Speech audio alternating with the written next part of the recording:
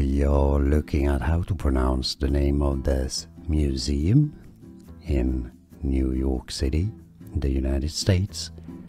So how do you say it? Well, it's a name from German, meaning the new gallery or new gallery. In German it is said as Neue Galerie, Neue Galerie. Now in English it's generally said rather similarly as the Neue Gallerie, Neue Galerie. We are looking at how to pronounce the name of this museum in New York City, in the United States.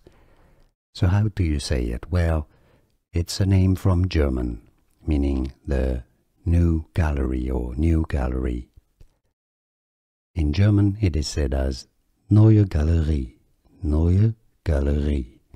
Now in English it's generally said rather similarly as the Neue Gallery, Neue Galerie.